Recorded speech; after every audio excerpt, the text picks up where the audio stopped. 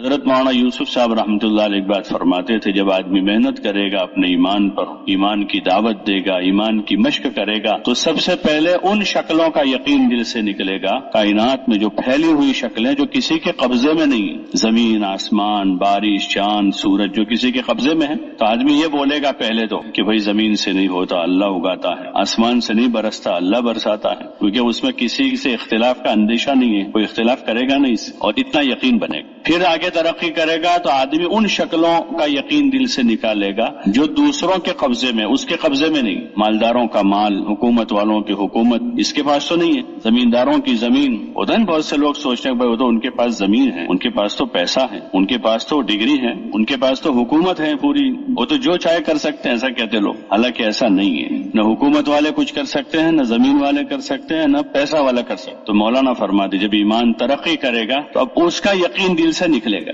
اب نظر وہاں نہیں ہوگی کہیں پیسوں پر، زمین پر، جاگیر پر، لوگوں کے مال پر، اور نظر اللہ پر جائے گی کہ اللہ تو کرے، ان سے نہیں ہوتا ہے۔ پھر مزید آدمی مشق کرے گا، محنت کرے گا تو ان شکلوں کا یقین نکلے گا جو اپنے قبضے میں ہے، اپنا مال ہے، اپنی دکان ہے، اپنی نوکری سروس ہے، کہ آدمی تشکیل میں جب کہے بھائی حاجی صاحب ذرا ہمت کر لو، آپ تقاضا ہیں ذرا، ارے بھائی میرے تو بارش کے موسم میں جاتا ہوں، اس وقت ہمارا سیزن چل رہا ہے، ایسا کہ ابھی تو بالکل میں نہیں جا سکتا، کہ ابھی شکلیں اجازت نہیں دے رہی، اس کی شکل اجازت نہیں دے رہی، یا انتظام نہیں ہے اس وقت، تو گویا کہ آدمی سمجھتا ہے کہ انتظام ہو تو ہی ہو سکے گا، یہ ایک درجہ ہے، ایک درجہ ہے، ہر ایک کے پاس یہ سطح نہیں ہوتی، دھیرے دھیرے آدمی ترقی کرتا ہے، اس لیے بہت سے لوگ ایسے ہوتے ہیں جو سال میں اپنا سالانہ وقت لگائیں گے لیکن اپنا متعین مہینے میں ہی لگائیں گے، اس کے علاوہ آپ ان کے پاس جائیں گے تو وہ تیار نہیں ہوں گے، وہ ابھی اس سطح پر آئے گا، درجے ہوتے ہیں بھائی، کسی کے پاس لاکھ روپیہ ہیں، کسی کے پاس کروڑ روپیہ ہیں، کسی کے پاس 10 کروڑ ہیں، درجے ہیں، کسی میں طاقت ہے 10 کلو اٹھا دے، کوئی 20 کلو اٹھا دے، 50 کلو اٹھا دے، اتنی طاقت ہے اس میں، ایسے دھیرے دھیرے دھیرے آدمی ترقی کرتا ہے۔ تو مولانا فرماتے تھے کہ پھر آدمی کا یقین بنے گا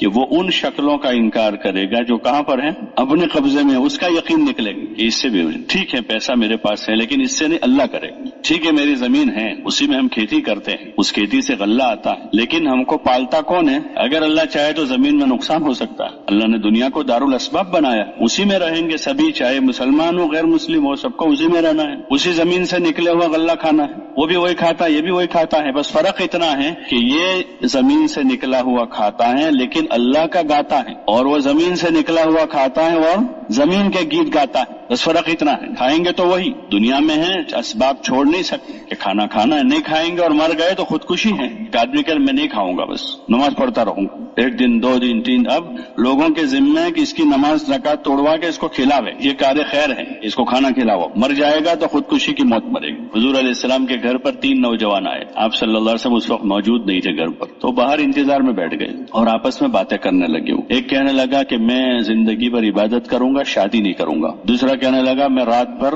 سوؤں گا نہیں، عبادت کرتا رہوں گا، تیسرا کہنے لگا میں ہمیشہ روزے رکھوں گا، افطاری نہیں کروں گا۔ حضرت عائشہ رضی اللہ عنہا کو اللہ نے بڑی سمجھ دی تھی دین کی، وہ یہ باتیں سن کر سمجھ رہی تھی کہ یہ ان کی باتیں صحیح نہیں ہیں۔ آپ علیہ السلام تشریف لائے تو آپ صلی اللہ علیہ وسلم کو آتے حضرت عائشہ نے بتایا کہ یہ لڑکے ایسی باتیں کر رہے تھے۔ حضور صلی اللہ علیہ وسلم نے جب ان سے بات کی تو ان کو ان باتوں کا جواب دیا آپ نے، اور فرمایا بھائی دیکھو کہ میں اللہ کا رسول ہوں، میں پیغمبر ہوں، اور میں تم سے زیادہ اللہ سے ڈرتا ہوں، میں کھانا بھی کھاتا ہوں، روزے بھی رکھتا ہوں، عبادت بھی کرتا ہوں، آرام بھی کرتا ہوں، اور میں نے عورتوں سے شادیاں بھی کر رکھی ہیں، کہ یہ دنیا ہے، دنیا میں آدمی کھانا کھائے گا، کاروبار بھی کرے گا، کھیتی بھی کرے گا، لیکن یقین کہاں ہوگا کہ اللہ کرے گا۔ تو آدمی ان اسباب میں مشغول ہو کر اللہ کی نافرمانی نہیں کرے گا، نافرمانی سے بچے گا۔ تو اس لیے وہ اسباب جو آدمی کے قبضے میں ہیں، دل میں گھر کیے ہوئے، ہر وقت جی وہیں لگا ہوا ہے، نماز میں جی نہیں لگ رہا ہے، یہ خطرہ ہے کہ آدمی دکان میں ایسا مشغول ہو جاتا ہے 5 وقت نماز با جماعت نہیں پڑھتا، وہ گناہ کا کام ہے، ایک تو ایک پڑھتا ہی نہیں ہے تو بہت بڑا گناہ ہے، اسلام سے نکل جائے گا آدمی، اتنا بڑا گناہ ہے، نماز چھوڑنا سب سے بڑا گناہ ہے۔ ایک یہ ہے کہ نماز تو پڑھتا ہے لیکن پابندی نہیں کرتا، یہ بھی گناہ کہ اہتمام کے ساتھ نماز کا حکم ہے۔ ابن مسعود رضی اللہ تعالیٰ عنہ نے ایک مرتبہ فرمایا کہ اللہ تعالیٰ نے حضور صلی اللہ علیہ وسلم کے ذریعے سے سنن ہدا جاری فرمائی، اور ان سنتوں میں سے ایک سنت نماز باجماعت ہے، کہ نماز باجماعت ادا مسجد میں، نفل کہیں بھی پڑھ، یا مسافر ہیں تو مسافر کے لیے گنجائش، تو سفر میں ہے تو پلیٹ فارم پر پڑھ لے، ایئرپورٹ پر پڑھ لے، میدان میں پڑھ لے، کہیں پر، لیکن مقیم آدمی کی نماز کہاں پر؟ مسجد میں نماز باجماعت، یہ سنت ہے یہ سنن ہدا میں سے. پھر پورا مضمون بیان کر کے آخر میں فرماتے لو ترکتم سنت نبیکم لضللتم، کہ اگر تم اپنے نبی کی سنت کو چھوڑ دو گے تو گمراہ ہو جاؤ. تو آدمی کا کاروبار، آدمی کی تجارت نماز سے مانے ہیں، یہ گناہ ہے. اب ایمان اتنا بنا ہے کہ آدمی کی کاروبار، تجارت اور کوئی دنیا کا مشغلہ اس کو نماز با جماعت سے مانے رہو. اب نماز میں آدمی مسجد آ رہا ہے تو مسجد میں آنے کے بعد اب نماز کو اچھا پڑھیں، دوڑتے بھاگتے نہیں،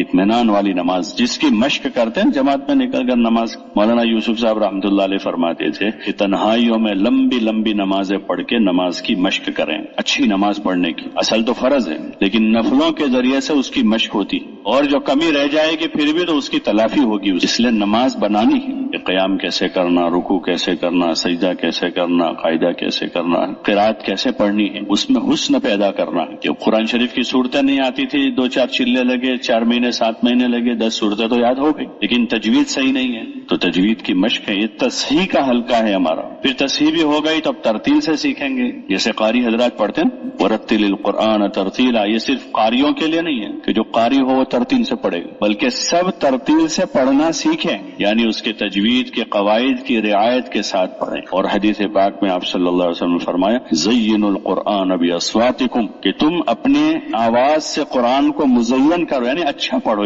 اس کو پنجابی سندھی میں نہ پڑھیں، عربی میں پڑھیں. تو اس کے لیے قرآن شریف کا حلقہ ہوتا ہے خروج کے زمانے میں. وہ خالی 10 صورتیں دہرانے کے لیے نہیں، حلقہ تصحیح کرنا ہے. مولانا الیاس صاحب رحمۃ اللہ علیہ کے بارے میں قرآن حضرات سناتے تھے، وہ فرماتے تھے کہ مولانا یہ کہتے تھے ایک ایک آیت کر کے قرآن شریف کی صورتوں کو صحیح کریں. ایک آیت الحمدللہ رب العالمین، بس ایک آیت کی تصحیح کریں. ایک آیت ٹھیک ہے، پھر دوسری آیت صحیح کریں، تو ایسے نماز صحیح ہوگی. ورنہ بچپن میں جو پڑھ رہے تھے 13 سال کی عمر میں 53 سال میں بھی وہی قرات، تو نماز اچھی نہیں ہوئی. نکلنا تو ہوا ہمارا، 7 مہینے لگے، سال لگا، 4 مہینے لگے، الحمدللہ اللہ قبول فرما. لیکن اتنا لگنے کے بعد ہماری نماز ایسی ہو جانی چاہیے. ہدایات میں فرماتے تھے اتنی نماز ایک چلے میں صحیح ہو جاوے کہ اگر کسی جگہ امام صاحب نہ ہو تو یہ چلہ لگا ہوا آدمی کو اگر لوگ آگے کرے بھائی صاحب آپ نماز پڑھا دو تو وہ صحیح نماز پڑھا دے، اتنی نماز صحیح ہو جائے. اور تبلیغ کا کام اتنا سیکھ لیں کہ اگر جماعت میں ذمہ دار نہ ہو تو ان کو ذمہ دار بنا دے تو جماعت چلا لے. ایک چلے میں اتنا سیکھ لے تو سیکھنا سکھانا ہوگا تو آدمی کی ترقی ہوگی. تو روزانہ نماز میں ترقی ہوگی،